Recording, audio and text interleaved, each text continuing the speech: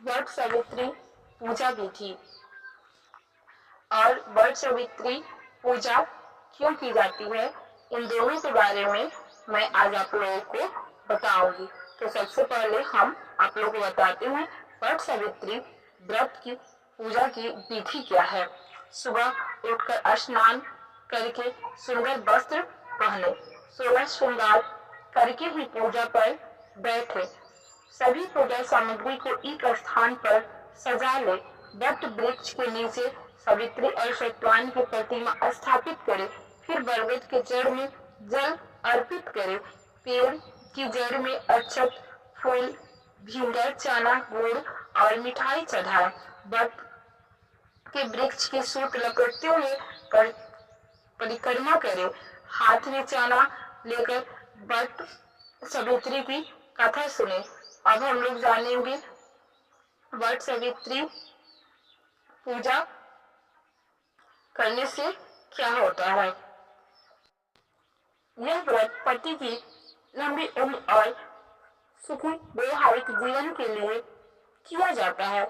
महिलाएं वट वृक्ष बरगद की पूजा करती हैं, जो दीर्घ आयु और स्थैर्य का प्रतीक है। सावित्री की तरह श्रद्धा, धैर्य और निष्ठा का आदर्श मानते हुए यह व्रत किया जाता है। बहुत समय पहले की बात है, राजा अश्वति की कोई संतान नहीं थी। उन्होंने संतान प्राप्ति के लिए कठोर तप किया।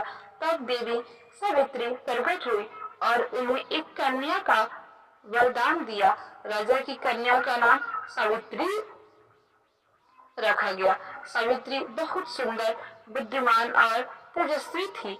जब विवाह योग्य हुई तो उसने स्वयं सत्यवान को पति रूप में चुना, लेकिन एक तपस्वी ने बताया कि सत्यवान का जीवन 1 वर्ष ही शेष बचा है।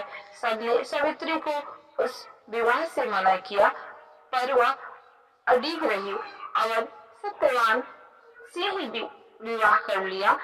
विवाह के बाद वह अपने ससुराल गई और 1 वर्ष बाद जब सत्यवान जंगल में लकड़ी काट रहा था, तब यमराज सत्यवान की आत्मा को लेने आए। सावित्री ने उनका पीछा किया और यमराज से अपने पति को जीवन दान देने की विनती की। सावित्री की धर्म, भक्ति और दृढ़ संकल्प से परेशान होकर यमराज ने सत्यवान की जीवन दान दिया और उसे दीर्घ आयु बनाया।